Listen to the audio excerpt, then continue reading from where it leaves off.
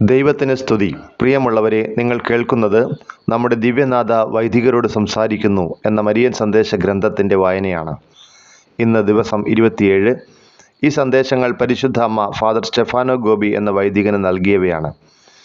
അന്ത്യകാലഘട്ടത്തിലേക്ക് നമ്മെ ഒരുക്കുന്നതിനായി അമ്മ നൽകിയ ഈ സന്ദേശങ്ങൾ വൈദികർക്കെന്നതുപോലെ തന്നെ മറ്റെല്ലാവർക്കും ബാധകമാണ്. പരിശുദ്ധ അമ്മയുടെ ഈ സന്ദേശങ്ങൾ നിങ്ങൾക്ക് തുടർന്ന് ലഭിക്കണമെങ്കിൽ ദയവായി ഈ പേജ് സബ്സ്ക്രൈബ് ചെയ്യുക. അമ്മയുടെ ഈ സന്ദേശങ്ങളെ ഷെയർ ചെയ്ത് നമുക്കും സുവിശേഷവൽക്കരണ ദൗത്യത്തിൽ പങ്കാളികളാകാം. നിങ്ങളുടെ നിർദ്ദേശങ്ങളും അഭിപ്രായങ്ങളും ദയവായി കമൻറ്റ് ചെയ്യുക. ഞാൻ നിങ്ങൾക്ക് വേണ്ടി പ്രാർത്ഥിക്കുന്നു. നമുക്ക് വായനയിലേക്ക് പ്രവേശിക്കാം. Day 27, December 4, 1976. 113. നിങ്ങൾ എന്തിനെയാണ് ഭയപ്പെടുന്നത്? എൻ്റെ പ്രിയപുത്രന്മാരെ, നിങ്ങൾ കുറെ കൂടി വിധേയത്വം കാണിക്കുകയും ഞാൻ നിങ്ങളെ നയിക്കുന്നതിന് പൂർണ്ണ മനസ്സോടുകൂടി സമ്മതിക്കുകയും ചെയ്യുക. സഭ പരീക്ഷണത്തിൻ്റെ അന്ധകാരത്തിൽ സ്ഥിതി ചെയ്യുന്ന ഈ മണിക്കൂറിൽ പ്രകാശത്തിൽ നടക്കുന്നതിന് ഞാൻ നിങ്ങളെ വിളിക്കുന്നു. എൻ്റെ വിമല ഹൃദയത്തിൽ നിന്നും ബഹിർഗമിക്കുന്ന പ്രകാശം നിങ്ങളെ ആവരണം ചെയ്യുന്നതിനും നിങ്ങളുടെ മാർഗത്തെ പ്രകാശിപ്പിക്കുന്നതിനും വേണ്ടി നിങ്ങളുടെ പക്കലേക്ക് വരുന്നു. ഉറച്ചു നിൽക്കുക. ഇനി ഒരിക്കലും നിങ്ങൾ സംശയിക്കരുത്. നിങ്ങളുടെ പാത സുരക്ഷിതമാണ്. കാരണം നിങ്ങളുടെ സ്വർഗീയ മാതാവത്രേ നിങ്ങൾക്കായി അത് നിർദ്ദേശിച്ചത്. എൻ്റെ വൈദിക പുത്രന്മാരുടെ ആത്മാക്കളെ അധികം കീഴ്പ്പെടുത്തുന്ന സംശയവും വിശ്വാസരാഹിത്യവും മൂലം എൻ്റെ മാതൃഹൃദയം വ്യസനിക്കുന്നു. നിങ്ങൾ എന്തിനെയാണ് ഭയപ്പെടുന്നത്? യേശു നിങ്ങളെ പിശാചിൽ നിന്ന്, അവൻ്റെ വിജയത്തിൻ്റെ മണിക്കൂറിൽ നിന്ന് തന്നെ രക്ഷിച്ചു. ഇത് പിശാചിൻ്റെയും അന്ധകാര ശക്തിയുടെയും മണിക്കൂറാകുന്നു. എൻ്റെ പുത്രൻ യേശു കുരിശിൽ തൂങ്ങി മരിച്ച ആ മണിക്കൂറിൽ തന്നെ അവൻ നിങ്ങൾക്ക് എന്നേക്കുമായി ജീവൻ നൽകി. അവൻ തൻ്റെ മരണസമയത്ത് നിങ്ങളെ എല്ലാവരെയും മരണത്തിൽ നിന്ന് സ്വതന്ത്രരാക്കി. ഞാൻ അമ്മയായിരിക്കുന്ന എൻ്റെ സഭ വീണ്ടും ക്രിസ്തുവിൻ്റെ ജീവിതം ജീവിക്കുന്നു. അവൻ സഞ്ചരിച്ച പാതയിലൂടെ യാത്ര ചെയ്യുന്നതിന് സഭ ഇപ്പോൾ വിളിക്കപ്പെട്ടിരിക്കുന്നു. അരൂപിയുടെ പ്രശാന്തതയിൽ. അപ്പോൾ പിന്നെ നിങ്ങൾ എന്തിനെയാണ് പേടിക്കുന്നത്? നിങ്ങൾക്കെതിരെ അക്രമാസക്തമായ അവജ്ഞയോടുകൂടി പാഞ്ഞെടുക്കുന്ന ഒരു ലോകത്തെയോ, സഭയുടെ ഹൃദയത്തിൽ കയറിപ്പറ്റുന്നതിനും അതിൻ്റെ അജപാലകർക്കിടയിൽ നല്ല ഒരു കൊയ്ത്ത് നടത്തുന്നതിനും വിജയിച്ച പിശാചിനെയോ, അതുമല്ലെങ്കിൽ അവളെ അലട്ടിക്കൊണ്ടിരിക്കുന്ന അബദ്ധ സിദ്ധാന്തങ്ങളെയോ, അവളെ കൂടുതൽ മലിനമാക്കുന്ന പാപത്തെയോ, അവളെ മുക്കിക്കളയുന്ന അവിശ്വസ്തതയോ?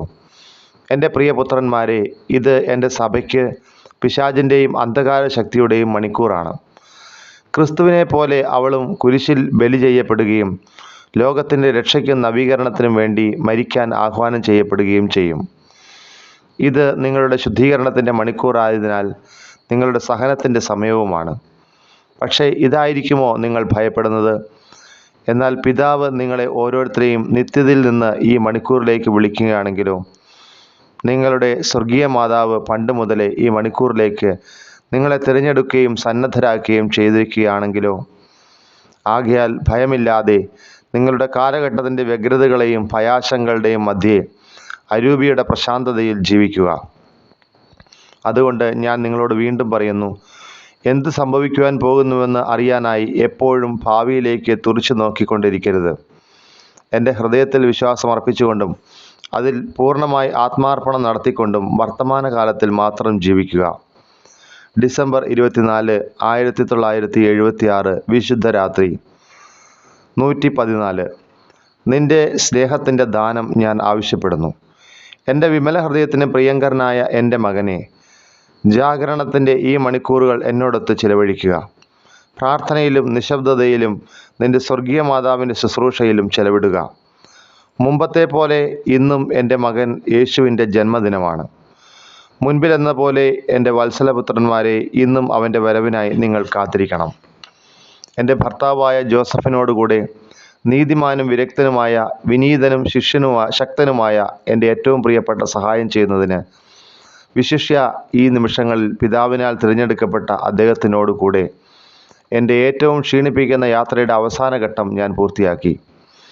യാത്രാക്ഷീണം, ശൈത്യത്തിൻ്റെ ഉഗ്രത, ലക്ഷ്യസ്ഥാനത്ത് എത്തിച്ചേരുമോ എന്ന സംശയം, ഇനി എന്ത് സംഭവിക്കുമെന്നുള്ള ചിന്തയാലാകുന്ന അരക്ഷിത ബോധം എന്നിവ ഞാൻ അനുഭവിച്ചു. എന്നിരുന്നാലും ഈ ലോകത്തു നിന്നും ലോകവസ്തുക്കളിൽ നിന്നും ഒഴിഞ്ഞു മാറി ഞാൻ നിങ്ങൾക്ക് തരാനിരിക്കുന്ന ഉണ്ണി ഈശോയിൽ നിരന്തരം പ്രണിധാന നിമഗ്നയായി നിലകൊണ്ടു. എൻ്റെ ഏക ആശ്രയം പിതാവിലുള്ള എൻ്റെ വിശ്വാസം മാത്രമായിരുന്നു. പുത്രനെക്കുറിച്ചുള്ള മധുര പ്രതീക്ഷ എന്നെ തഴുകി. പരിശുദ്ധാത്മാവിൽ സ്നേഹത്തിൻ്റെ തികവിനാൽ ഞാൻ നിറയപ്പെട്ടു. അമ്മയായ ഞാൻ ഒരു വീടിനെ പറ്റി ചിന്തിച്ചു. പിതാവ് ഒരു സങ്കേതസ്ഥാനം തയ്യാറാക്കി. എൻ്റെ കൊച്ചു കുഞ്ഞിനു വേണ്ടി ഒരു തൊട്ടിലിനെ പറ്റി ഞാൻ സ്വപ്നം കണ്ടു. തത്സമയം തന്നെ ഒരു പുൽത്തൊട്ടി സജ്ജമായി. ആ രാത്രിയിൽ പറുദീസ മുഴുവനും ഒരു ഗുഹയുടെ ഉള്ളിലായി. അനന്തരം ക്ഷീണം ഞങ്ങളെ ഗ്രസിച്ചപ്പോൾ, ഞങ്ങളെ സ്വീകരിക്കാൻ തുടർച്ചയായി ആളുകൾ വിസമ്മതിച്ചപ്പോൾ, ഞങ്ങളുടെ മാനുഷികമായ സഹനശക്തി ക്ഷയിക്കുകയും ചെയ്തപ്പോൾ ഗുഹ ദിവ്യപ്രകാശത്താൽ ഒരുങ്ങി നിന്നു. അമ്മയുടെ ഉത്കടമായ പ്രാർത്ഥന സ്വീകരിക്കുവാൻ തുറക്കപ്പെട്ട സ്വർഗത്തിൽ നിന്ന് പ്രകാശത്തിൻ്റെ എൻ്റെ കന്യകാത്വ മുകുളം പുത്രനായ ദിവ്യദാനം കാഴ്ചവെച്ചുകൊണ്ട് തുറക്കപ്പെടുകയുണ്ടായി. എൻ്റെ വത്സല സുതരേ, എന്നോടുകൂടെ അവൻ്റെ ഹൃദയത്തിൽ പ്രഥമ ചുംബനം മേകുക. എന്നോടുകൂടെ അതിൻ്റെ ആദ്യ സ്പന്ദനം അനുഭവിച്ചറിയുക. അവൻ്റെ കണ്ണുകളിൽ ആദ്യം നോക്കുന്നത് നിങ്ങളായിരിക്കുക. അവൻ്റെ ആദ്യത്തെ കരച്ചിൽ കേൾക്കുക. അവൻ്റെ ആദ്യത്തെ വിലാപത്തിൻ്റെ, സന്തോഷത്തിൻ്റെ, സ്നേഹത്തിൻ്റെ ശബ്ദം ശ്രവിക്കുക. അവന് നിങ്ങളുടെ ആശ്വാസം മതി. നിങ്ങളുടെ സ്നേഹദാനം അവൻ ആവശ്യപ്പെടുന്നു. അവൻ്റെ ഉള്ളംകാലുകളെ സ്നേഹത്തിൽ പൊതിയുക. അവന് ചൂട് വേണം. ലോകത്തിൻ്റെ സ്നേഹശൂന്യ ശൈത്യം അവനെ പൊതിയുന്നു. സ്നേഹത്തിൻ്റെ ചൂട് മാത്രമേ അവൻ ആശ്വാസം നൽകിയുള്ളൂ. ആ സമയം മുതൽ എല്ലാ വർഷവും തിരുസഭ ഈ രഹസ്യം ആവർത്തിക്കുന്നു. ആ സമയം മുതൽ എൻ്റെ പുത്രൻ്റെ ഹൃദയത്തിൽ വീണ്ടും ജനിക്കുന്നു. അവനെ തിരസ്കരിക്കുന്ന ലോകം ഇന്നുമുണ്ട്. ഭൂരിപക്ഷം ആളുകളും ഇന്ന് അവന് കതക് അടച്ചു കളയുന്നു. ആ ദിവസങ്ങളിലെന്ന പോലെ ലോകത്തിൻ്റെ വലിയവർ അവനെ അവഗണിക്കുന്നു. എന്നാൽ ശിശുക്കളുടെ ഹൃദയങ്ങൾ അവന് വേണ്ടി തുറക്കപ്പെടുന്നു. ലളിതമാനസരുടെ ആഗ്രഹം സംതൃപ്തമാക്കപ്പെടുന്നു. നിർമ്മല മാനസ്കരുടെ ജീവിതം പ്രബുദ്ധമാക്കപ്പെടുന്നു. എൻ്റെ സ്നേഹസുതരെ, പരിശുദ്ധമായ ഈ രാത്രിയിൽ എൻ്റെ സുതനെ നിങ്ങൾക്ക് ഞാൻ തരുവാൻ ആഗ്രഹിക്കുന്നു. നിങ്ങളുടെ ഹൃദയമാകുന്ന താരാട്ട് തൊട്ടിയിൽ അവനെ ഞാൻ കിടത്തുന്നു. നിങ്ങളുടെ വലിയ സ്നേഹാഗ്നി ഉജ്ജ്വലിക്കട്ടെ. അവനോടുകൂടെ ലോകത്തിലെ എല്ലാ സ്നേഹവും എനിക്ക് പ്രോജ്വലിക്കണം. ഡിസംബർ 31, 1976, വർഷാവസാന രാത്രി, 115. യഥാർത്ഥമായ ആത്മദാരിദ്ര്യം. ഈ ആണ്ടിൻ്റെ അവസാന മണിക്കൂറുകൾ നിന്റെ സ്വർഗീയ മാതാവിൻ്റെ വിമല ഹൃദയം അതിൻ്റെ കൃപകളാലും ദാനങ്ങളാലും നിനക്ക് വേണ്ടി അസാധാരണമാക്കിയ ഈ വർഷത്തിൻ്റെ അവസാന സമയം പ്രാർത്ഥനയിലും ആന്തരിക ധ്യാനത്തിലും ചെലവഴിക്കുക. നീ ഇവിടെ ആയിരിക്കണമെന്ന് ഞാൻ ആഗ്രഹിച്ചു. കുറേ നാളുകളായി നിനക്ക് വേണ്ടി ഞാൻ തയ്യാറാക്കിക്കൊണ്ടിരുന്ന ഈ ഭവനത്തിലേക്ക് ഞാൻ നിന്നെ കൂട്ടിക്കൊണ്ടുവന്നു. ഇവിടെ നീ നിശബ്ദതയിലും പ്രാർത്ഥനയിലും വസിക്കുന്നു. എന്നെ ശ്രവിക്കുക, എന്നോട് സംസാരിക്കുക, എന്നോടുകൂടെ പിതാവിനോട് നിലവിളിച്ചപേക്ഷിക്കുക. നിന്നെ വളരെയധികം സ്നേഹിക്കുന്നവനും എൻ്റെ ഹൃദയത്തിൽ ആഴമായി നിന്നെ വിലമതിക്കുന്നവനുമായ നിന്റെ ഈ സഹോദരൻ നിന്റെ സമീപത്തുണ്ട്. നിൻ്റേതിൽ നിന്ന് വിഭിന്നമായ നയനങ്ങളോടുകൂടി നിന്റെ സ്വർഗീയ മാതാവ് കാണുന്നു. അവളുടേത് പ്രകാശത്തിൻ്റെയും സ്നേഹത്തിൻ്റെയും നോട്ടമാണ്. മനുഷ്യദൃഷ്ടിയിൽ ഒന്നുമല്ലാത്തവനും ഒരു വിലയില്ലാത്തവനുമായ ഒരാൾ എനിക്ക് വലിയവനാണ്. മറഞ്ഞിരിക്കുന്നതും അജ്ഞാതവും ആരുടെയും ശ്രദ്ധയിൽപ്പെടാത്തതുമായ ഈ വീട് എൻ്റെ സാന്നിധ്യത്തിൻ്റെ കൊട്ടാരമായി തീർന്നിരിക്കുന്നു. മറ്റൊരിടവുമില്ല. ഇവിടെ തന്നെയാണ് നീ ഈ വിശുദ്ധ ദിനങ്ങൾ എന്നോടുകൂടെ കഴിയണമെന്ന് ഞാൻ അഭിലഷിച്ചത്. എല്ലാറ്റിനെയും നിന്റെ അമ്മയുടെ ദൃഷ്ടി കൊണ്ടെന്നതുപോലെ കാണുന്നതിന് പരിശീലിക്കുക. ലോകം അവഗണിക്കുന്നവരെയും വെറുക്കുന്നവരെയും എപ്പോഴും ആനന്ദത്തോടും വിശേഷ സ്നേഹത്തോടും കൂടെ നോക്കുക. ലോകം ഒന്നുമല്ലാത്തവരും ഒരു വിലയില്ലാത്തവരുമായി കണക്കാക്കപ്പെട്ടവരെ, പാവപ്പെട്ടവരെയും ചെറിയവരെയും എളിയവരെയും ക്ലേശിക്കുന്നവരെയും അറിയപ്പെടാത്തവരെയും നിന്റെ ഹൃദയം എപ്പോഴും വിലയുള്ളവരായി പരിഗണിക്കട്ടെ. നിന്റെ സഹവൈദികരിലും പരിഗണിക്കപ്പെടുന്നവരോടും ഒന്നിനും കൊള്ളാത്തവരായി കരുതപ്പെടുന്നവരോടും കൂടുതൽ സ്നേഹം പ്രദർശിപ്പിക്കുക. ആരും ബഹുമാനിക്കാത്ത എൻ്റെ ഈ വത്സലപുത്രന്മാർ എൻ്റെ മാതൃഹൃദയത്തിന് എത്ര വിലപ്പെട്ടവരാണെന്ന് നീ അറിഞ്ഞിരുന്നെങ്കിൽ, വർഷത്തിൻ്റെ ഈ അവസാന രാത്രി നീ അവരെ എനിക്ക് സമർപ്പിക്കുക. അവരുടെ സ്നേഹം എൻ്റെ വിമല ഹൃദയത്തിന് എത്ര ആശ്വാസകരമാണ് നൽകുന്നത്. അവരുടെ അജ്ഞാത സൗന്ദര്യം തങ്ങൾ വലിയവരെന്നും ആദരണീയരെന്നും സ്വയം കരുതുകയും എല്ലാ തരത്തിലുമുള്ള മാനുഷിക അംഗീകാരങ്ങളും തേടി ഓടി നടക്കുകയും ചെയ്യുന്ന വൈദികർ എൻ്റെ ഹൃദയത്തിന് നൽകുന്ന വ്യാകുലത്തിന് എത്ര പരിഹാരമാണ് അവർ നൽകുന്നത്.